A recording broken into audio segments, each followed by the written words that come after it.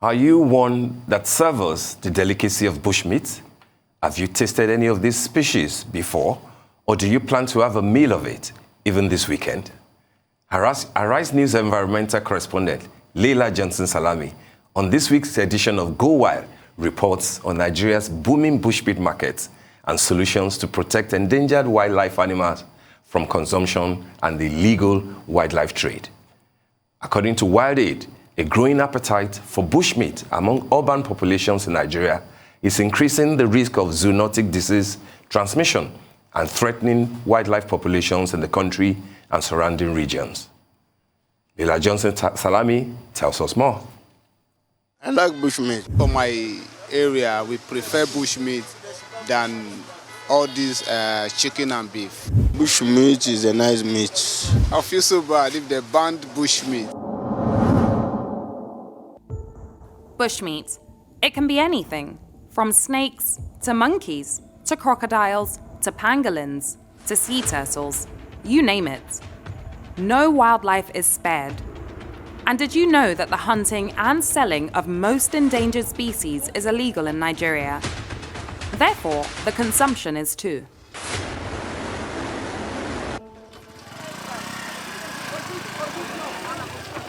Oluwo Fish Market, one of several wet markets across Nigeria.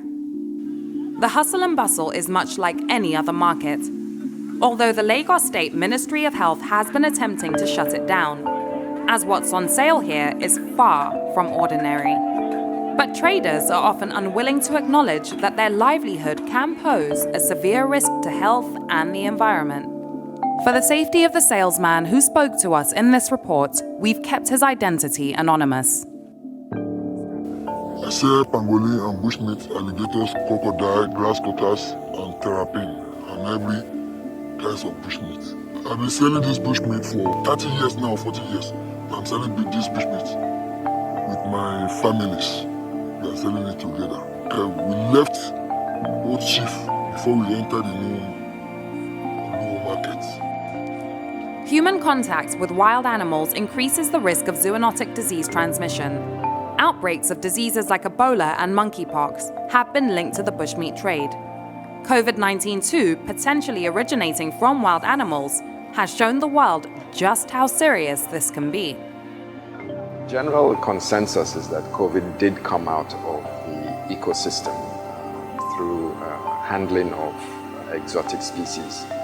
And that way it got into the community and obviously became adapted to the human physiology and therefore able to cause sickness, but not just cause sickness, but be transmissible. So these animals that come out of the ecosystem, they harbor thousands and thousands of pathogens as part of how they exist. We as human beings, if we come into contact with these animals, just like if I handled a bat that had an Ebola virus on it, or a Marburg virus, or rabies, I would get sick. One big driver of the bushmeat trade is poverty. For many living in rural communities, there are often limited dietary options. And for many sellers, the bushmeat trade is the only source of livelihood that they know. So there are alternative means of livelihood. And what you could do, or what people do is you turn a poacher into a protector, or you turn a poacher into a breeder. Just like we have chickens in chicken farms, and we have cattle in ranches, and we have goats in goat farms. You know, before, these animals used to roam around in the wild, but now we've domesticated them. So you now turn a hunter or a poacher or a wet market trader into a breeder of these species, if that's what they want to continue doing. In urban communities, bushmeat consumption is usually a matter of choice, driven by a number of factors from health to taste to culture. And there is also a huge international demand. We usually sell it for Chinese and Yoruba people. In 1 week, maybe we can sell like 10 or 15. And if the people who ask us to bring it, we are going to find it about and bring it for them. You know, there's a sudden, uptake of that product by expatriates, people from Asia and places like that. To them, no matter what they pay here, it's still a cheaper a cheaper, opportunity for them, because when they take it to the countries where these animals become very desirable, people are prepared to pay, a premium price for such proteins derived from exotic species. And while there are laws that should protect our wildlife, like the Endangered Species Control of International Trade and Traffic Amendment Act 2016, these laws have barely been a deterrent. Any law about selling the pangolin, you did not hear any law about it. If the government call that we should not sell it, there's nothing will happen. Because we are going to tell them that we are not to sell this pangolin. You go and tell the hunter in the bush that they should not kill it. Because we are not the one that are killing it. It's hunter that used to get it. Or they say we should not sell any bush meat at all. They will give us another work, or they give us money to do another business. And the salesman is not alone. In January 2021, WildAid surveyed 2,000 Nigerians to find out what influences urban bushmeat consumption in the country. More than half of all consumers believe that all bushmeat is legal to buy. And 88% believe that some or all bushmeat should be legal to buy. This is concerning, considering the fact that Nigeria has one of the highest zoonotic disease rates in the world. What we've been doing in Lagos is to look at our laws. You can't charge somebody to court for hunting if hunting is not perceived or not an illegal activity, or if it's not a controlled activity. So it's up to countries now to domesticate these international treaties and write them into law, domesticate them, and then you need to regulate them. I need to implement. We've been destroying our natural ecosystem. And when you destroy the natural ecosystem, you're literally removing the habitat where these endangered species naturally thrive. And that way, their numbers go down. But traders don't see how this is a problem. It cannot possible that we no longer pangolin in Nigeria, because they used to get it in Pankane. They can miss it in one Pankane like this. They can miss it. They can miss me inside. It can never scarce in Nigeria. It can never scarce. About 500,000 tons of bushmeat are hunted in Nigeria every year, and the scale of hunting is far greater today than it's ever been. This is largely being driven by the illegal wildlife trade, but also a growing urban demand for bushmeat. And here's a fact for you. More than half of all respondents to WildAid's survey on bushmeat consumption believe that there is less bushmeat available today than there was 5 years ago. If the hunting and consumption of bushmeat doesn't drastically reduce or come to an end, not only are we on track to lose the little wildlife that's left, but we could very possibly be the originating source of the next pandemic. A key concern for people who consume bushmeat in urban communities are chemicals mainly in imported meat produce. However, 98% of respondents to the survey did indicate that there are acceptable alternatives to these endangered species, like organic chicken and fish. If Nigeria can cut down on chicken and fish imports and increase the domestic production of these animals at a strong quality, while enforcing laws that protect endangered species, we can conserve and repopulate the wildlife that we have left. Laila Johnson Salami, Arise News.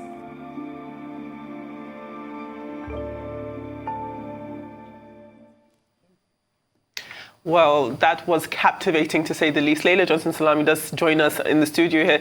Tell us very quickly, I know we're going to go to another package before we have a full discussion, but there are huge legal loopholes in the hunting of bushmeat. Tell us about how that works. Certainly. So first of all, good morning, Femi, Mr. Steve and Oji. Great to be with you again. The key issue that we have here definitely is our laws. The main law that we have in Nigeria that's supposed to protect endangered species is the Endangered Species Control of International Trade and Amendment Act of 2016. Now, while there are penalties under the Endangered Species Act for the hunting of Schedule 1 and Schedule 2 species, you don't see any penalties ascribed for hunting. Hunting is prohibited, but there are no penalties ascribed. So that's an example of one loophole that still gives people the room to go through and actually continue to hunt. The key issue here is that in the past 50 years alone, we've lost 70% of our wildlife in Nigeria. And right now, the rate of consumption and the illegal wildlife trade is something that wildlife animals simply cannot keep up with. It was a very different situation when people were hunting bushmeat in rural areas of Nigeria for their day-to-day lives and for their day-to-day food. But when this becomes an urban thing and you see that in urban communities, people genuinely have a taste and a preference for bushmeat, then we're talking about numbers that the animals simply cannot keep up with, not to then talk of the illegal wildlife trade. That is the key driver of us losing most of our wildlife in Nigeria today. But before we do go on, because we're going to have a lot to discuss and unpack here, we do have a second report this week, an extended version of this report on the bushmeat trade, looking into zoonotic diseases in Nigeria and understanding more about zoonotic diseases. So let's quickly take a look at that, and then we'll come back to discuss. According to the United Nations, 75% of all emerging infectious diseases today are zoonotic, and Nigeria has one of the largest burdens of zoonotic diseases in the world. To understand more on the negative effects of the bushmeat trade, in this Go Wild report, Arise News' environmental correspondent Laila Salami looks into the prevalence of zoonotic diseases right here in Nigeria. Let's take a look. Did you know that 75% of all new infections today are considered to be zoonotic diseases? Key reasons for this are deforestation, rapid population growth, the illegal wildlife trade, and also more widespread agricultural practices, all of which are common to Nigeria.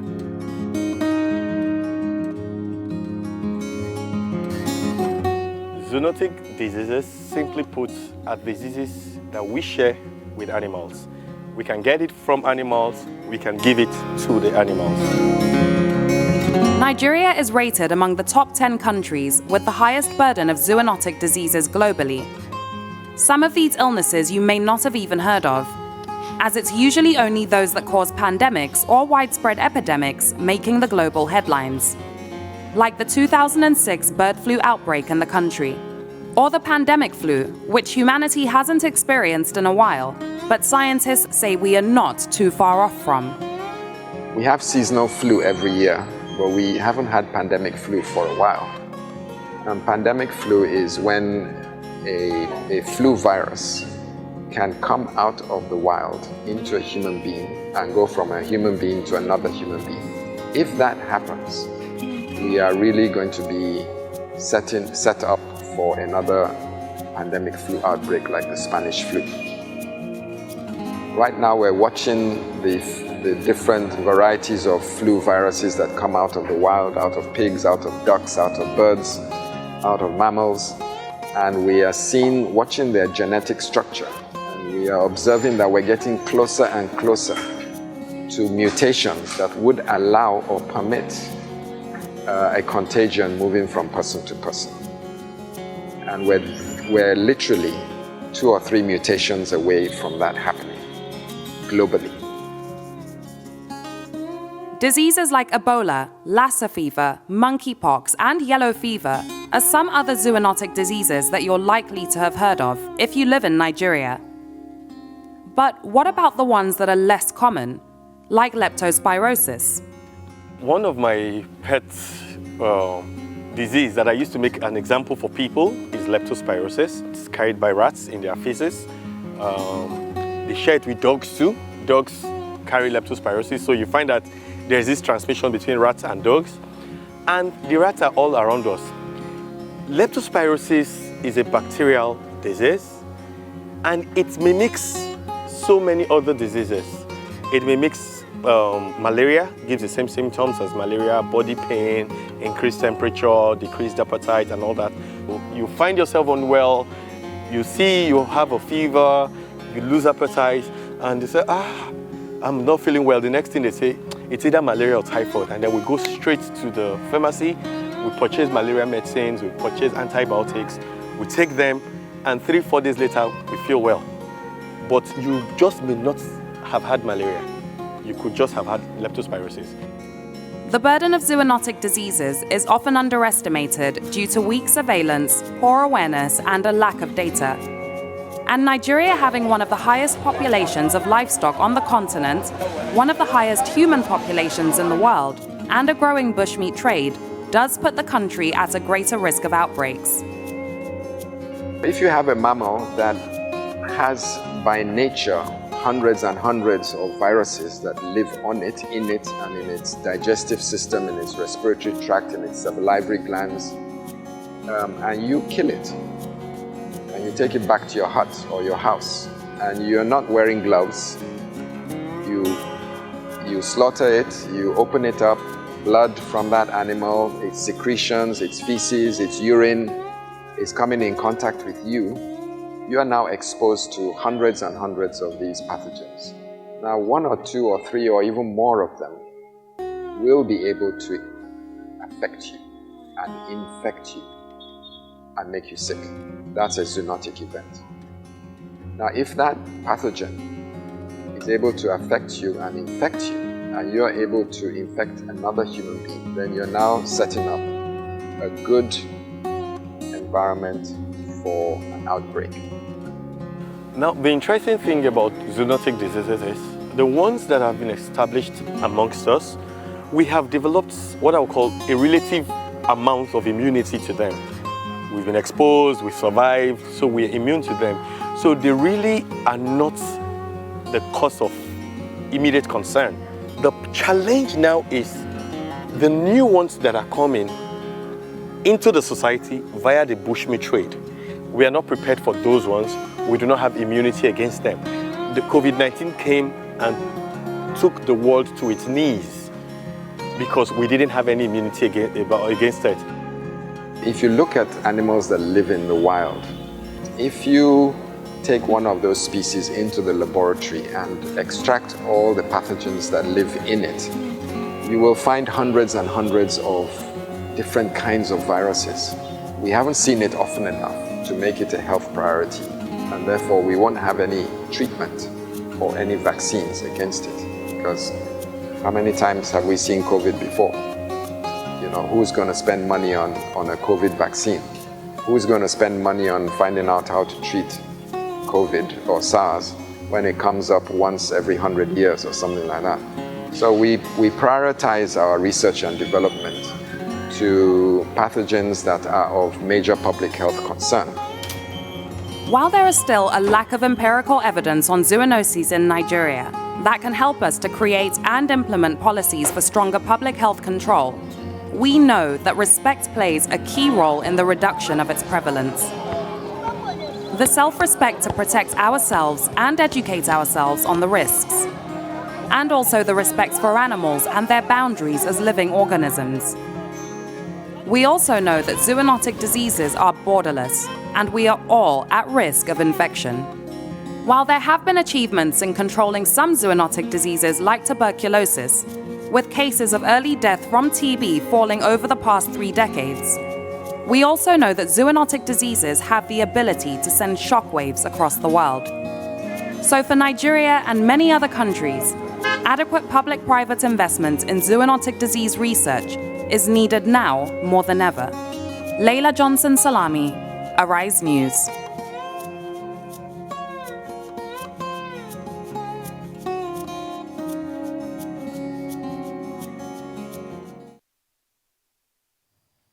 All right, so we're back to Laila. I mean, brilliant presentations, brilliant reports there. Let me go straight with this. I am into bushmeat. You know, you can call me, you know, like a connoisseur, if you like. How Did I hear it? How endangered? People thought it was me. People thought it was me. No, Adefemi is not into bushmeat. I know. If she will tell us. Mr. Steve, what's your favorite type of bushmeat? I mean, these days I cherry pick. You know, You cherry pick. Yes, I don't know how bad, because you've mentioned something about legality and then committing crime and stuff. But we do a lot of rabbit these days. You know, I'm into birds first and foremost, and we're into the guinea fowl club. That's like a guinea fowl almost every evening kind of club. You know, that we do.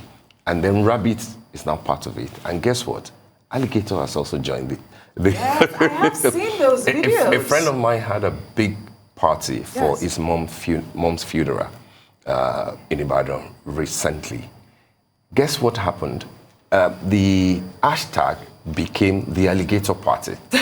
Because so there were snakes there. your friend. Because I saw those alligators on the platter. They were huge. I'm actually intrigued. Huge. What does alligator taste like?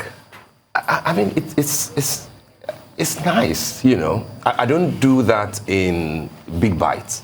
I just, like I said, cherry pick, you know. But I mean, you probably wouldn't know if you were not told. Yeah. Same for snakes, you know. And you saw that the video of the snake thing. I mean, that could be scary.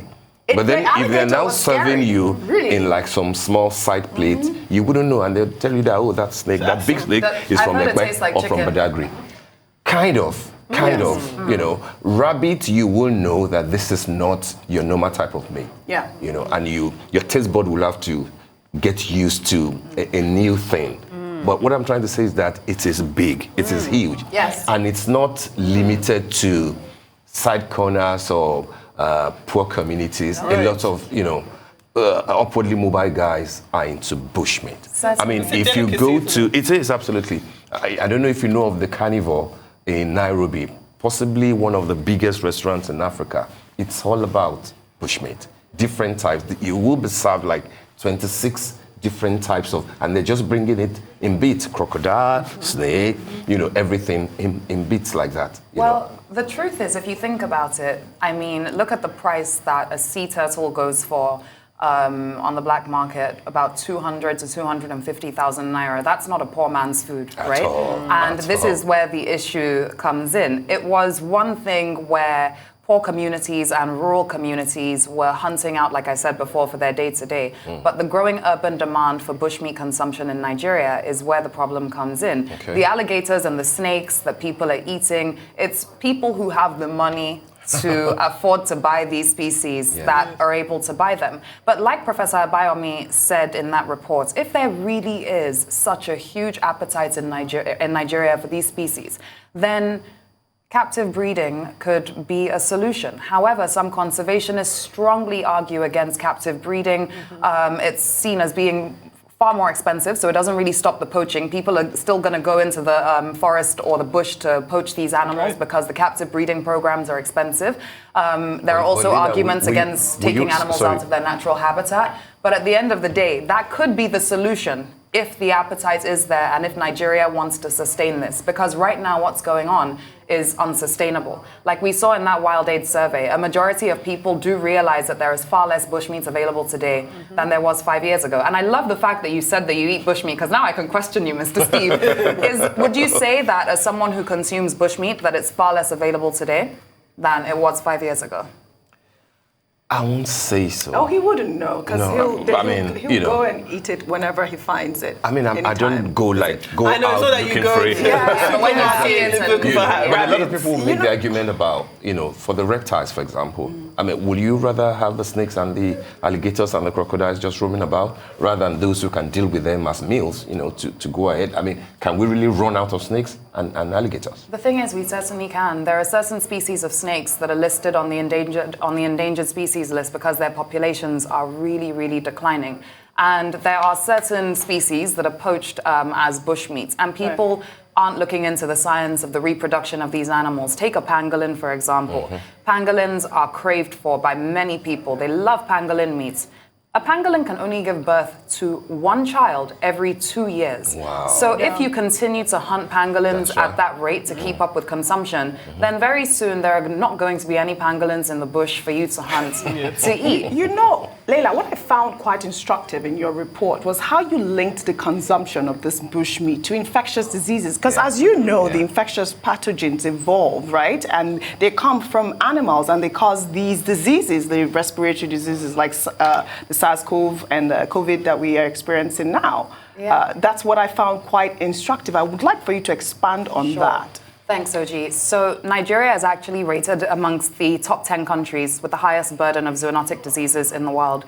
So put simply, we have far more zoonotic diseases in Nigeria than most countries do in the world. And that means we have to be a lot more careful. Zoonotic diseases that we all hear about, like SARS that you mentioned, or the bird flu outbreak we had in 2006, everyone hears about these zoonotic diseases, but then there are also zoonotic diseases that are less common and people don't pay attention to. Dr. Mark spoke of leptospirosis.